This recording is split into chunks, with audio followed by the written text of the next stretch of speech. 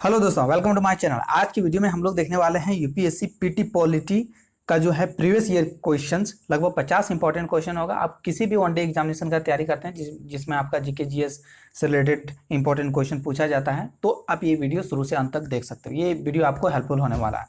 तो वीडियो में हम लोग स्टार्ट करते हैं। जैसे आप देख रहे हो कि भारत की जो प्रस्तावना से, आप देखते हैं कि प्रस्तावना से कई बार क्वेश्चन पूछा जाता है। तो किस तरह से पूछा जाता है, तो आप यहाँ पे देख सकते हो।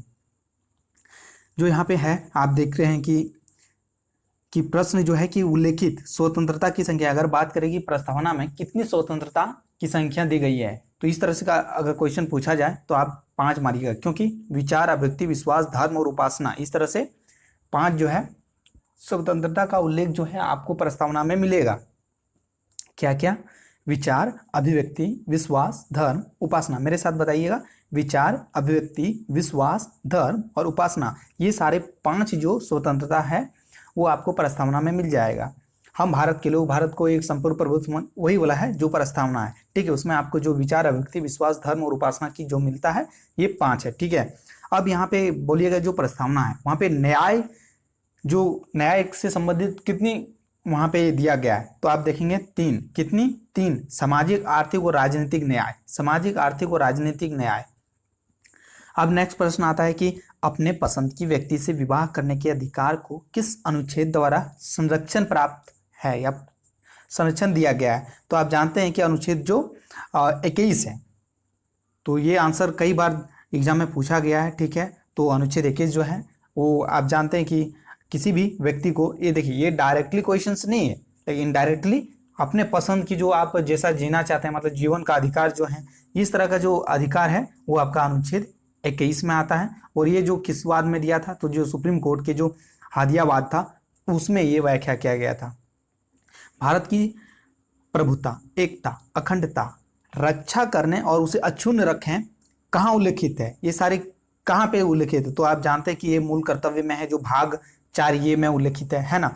तो अनुच्छेद जो 51 ये सब क्लोज सी जो है उसमें जो है इसके बारे में व्याख्या दिया हुआ है। इसको कब जोड़ा गया, तो 42वें संविधान संशोधन 1946 में जोड़ा गया। और इसको कहाँ से लिया गया है, कहने का मतलब जो मूल कर्तव्य है कहाँ से लिया गया है, तो यूएसएसआर से जो है प्रेरित है। यूएसएसआर मतलब कहने का जो 1991 के पहले जो रसिया था, रसिया में जितने भी सारे देश मिला हुआ था वो बाद में फिर विघटन हो गया, तो आप रूस या यूएसएसआर याद रखो, ठीक है।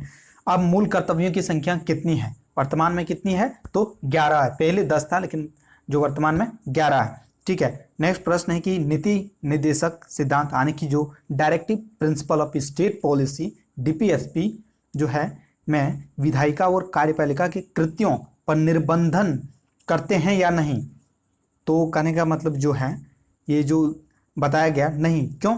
क्योंकि आप जानते हैं कि जो डीपीएसपी होता है ये गैर बाध्यकारी होता है, यानी कि आप अगर आपका नीति निर्देशक सिद्धांत जो है, तत्व है का जो उल्लंघन किसी भी मामले से होता है, तो आप न्यायालय में नहीं जा सकते।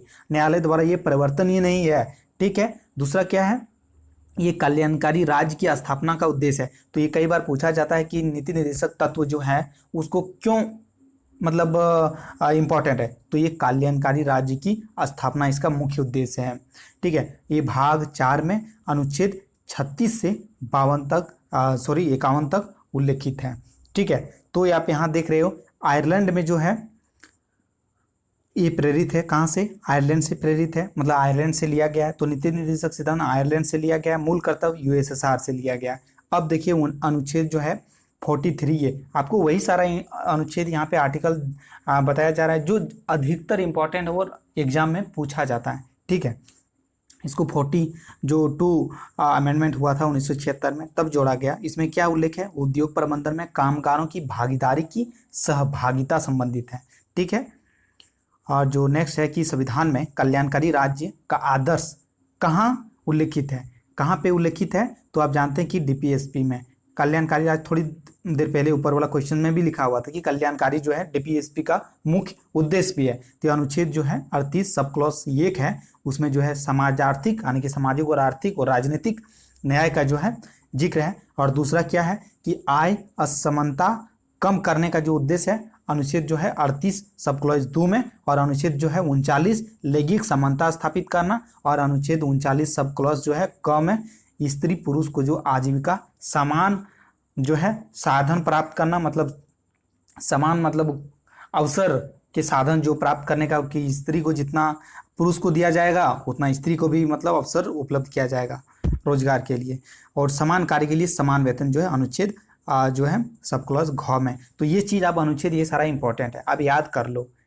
पहला आप डीपीएसपी में देखेंगे, ये सारा मिलके जो है संविधान में जो है कल्याणकारी राज्य की जो स्थापना करने का इसका उद्देश्य होता है, ये सारे अनुच्छेदों के द्वारा। आप देखेंगे कि समाज से रिलेटेड है और समानता की बात करता है, या किसी के मतलब दोनों में कल्याण करने की बात करता है, इसलिए तो ये अनुच्छेद इंपॉर्टेंट हो जाता है। अब देखिएगा अंतर्राष्ट्रीय शांति, देखिए यहाँ पे शांति होता है इस तरह का, लेकिन यहाँ पे स्पेलिंग में मिस्टेक हुआ है। तो अंतर्राष्ट्रीय शांति और सुरक्षा का उल्लेख किसमें है, तो डीपीएसपी जो है अनुच्छेद 51 में है उल्लेख, अनुच्छेद 51 में। तो भारतीय संविधान के अनुच्छेद जो है देश के शासन के लिए आधारभूत है। तो कौन सा जो अनुच्छेद है देश के लिए शासन के लिए जो आधारभूत है, तो अनुच्छेद जो है 37 है। अनुच्छेद 37 जो है डीपीएसपी के अंदर में आता है, वो तो आप जानते ही हैं।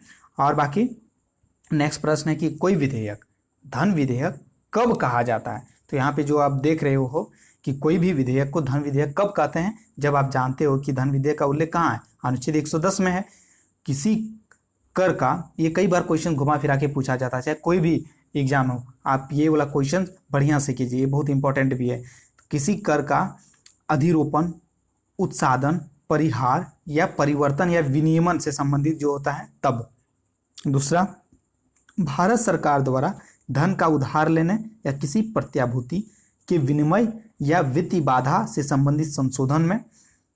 और क्या है, संचित निधि या आकस्मिक निधि की अभिरक्षा, और किसी जो है इसी किसी निधि में धन जमा करना या निकालना हो, करने का मतलब जो किसी भी निधि में, चाहे आकस्मिक निधि हो या संचित निधि हो, वहाँ से धन निकालने की बात हो या वहाँ पे जमा करने की बात हो, तब जो है वहाँ पे धन विधेयक वो सारा होता है, मतलब धन से रिलेटेड होता है।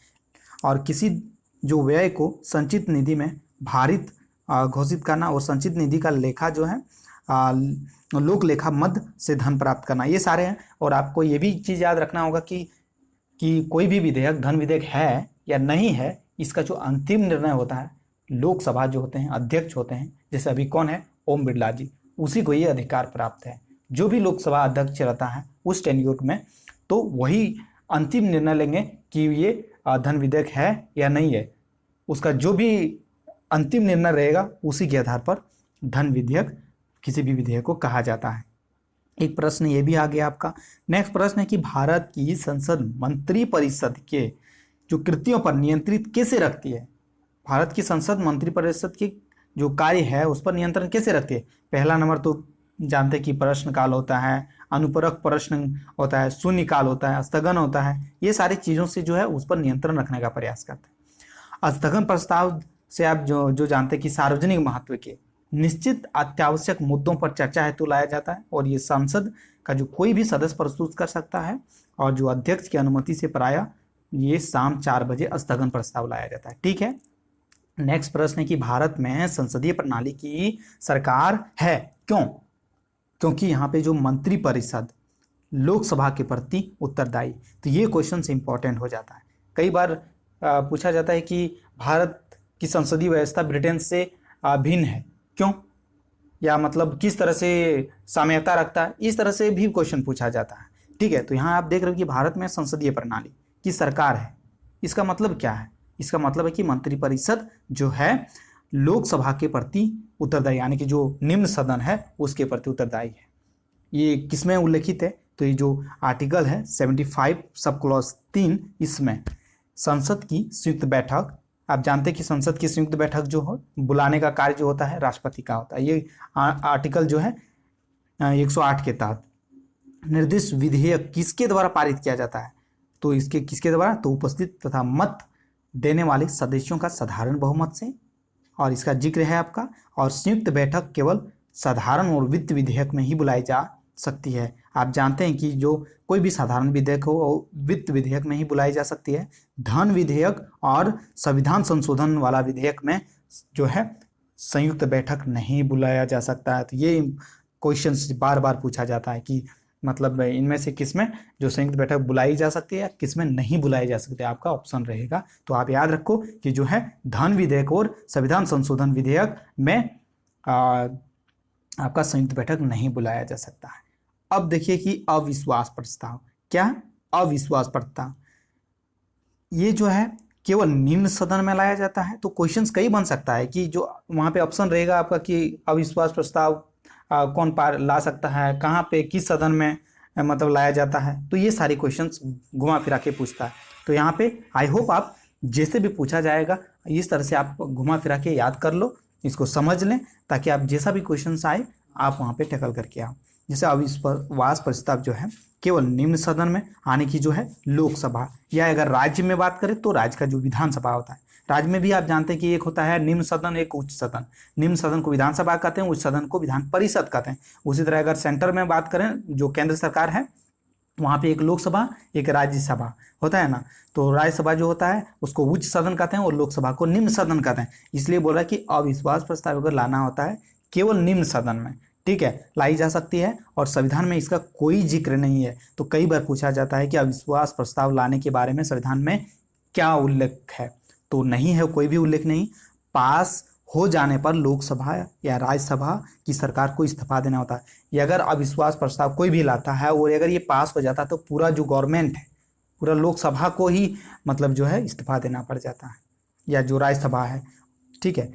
भारत जो है पास करने के लिए जो कुल लोकसभा सदस्यों की जो 50% जो बहुमत होना चाहिए, 50% से ज़्यादा यानी कि बहुमत हासिल होना चाहिए, ठीक है। प्राक्कलन समिति जो है, प्राक्कलन समिति जो होता है, प्राक्कलन समिति क्या है, इसमें आप ये कई बार पूछा जाता है कि प्राक्कलन समिति की विशेषताएं दे देता है, इनमें से मिलान करने के लिए। यूपीएससी में तो ऐसा ही दे देता है कि प्राक्कलन समिति, लोक लय समिति, और आपको मिलान करने के लिए देता है। तो यहाँ और उसमें भी एक गलत भी दे देता है। तो वहाँ पे आप देखेंगे कि प्राक्कलन समिति में सदस्य की संख्या कितनी होती है, 30 होती है। तो याद कर लो कि प्राक्कलन समिति, प्राक्कलन यानी कि एस्टिमेट जो कमेटी होता है, पैसे वैसे के बारे में भी ये मतलब आंकड़ा जैसा ही करता है। इसमें 30 सदस्य होता है और सारे होता है जो लोकसभा से होता है। तो ये चीज़ इंपॉर्टेंट है कि सारे जो होता है प्राक्कलन समिति का और लोकसभा से होता है, यानी कि निम्न सदन से। इसका गठन 1950 में हुआ था और जो वित्त मंत्री जॉन मथाई की सिफारिश पर प्राक्कलन समिति को लाया गया था, ठीक है। और जो है सदस्य जो है, सदस्य का इसका चयन होता है प्रतिवर्ष होता है और समानुपातिक प्रतिनिधित्व में एकल जो हस्तांतरण मत द्वारा, जैसे राष्ट्रपति का चुनाव होता है, एक तरह से सोचिए कि वैसा ही होता है प्राक्कलन समिति का जो सदस्यों का चुनाव, और प्रतिवर्ष होता है, 30 सदस्य होता है। ये सारा इंपॉर्टेंट है। लोक लेखा समिति, आप जानते हो कि लोक लेखा समिति होता है जो 22 सदस्य होता है ना, 22 सदस्य होता है। और इसमें जो है लोकसभा से 15 और राज्यसभा से 7, ब्रैकेट में यहाँ पे आपका लिखा है राज्यसभा से 7 और लोकसभा से 15। तो लोक लेखा समिति जो है उसमें टोटल सदस्य मेंबर्स होते हैं 22 होता है, उसमें लोकसभा से 15, राज्यसभा से 7। और इसका जो सदस्य का चयन होता है प्रतिवर्ष होता है और संसद द्वारा समानुपातिक प्रतिनिधित्व से एकल हस्तांतरण की। जिस तरह से आप देखें कि जो प्राक्कलन समिति के जो 30 सदस्य होते हैं, मेंबर्स होते हैं, उसका चुनाव जिस तरह से होता है, केवल वो लोकसभा से होता था, लेकिन यहाँ पे आप देखेंगे कि जो लोक लेखा समिति होता है इसका चयन जो है लोकसभा से भी और राज्यसभा से होता है, लेकिन जो चुनाव का विधि एक ही है।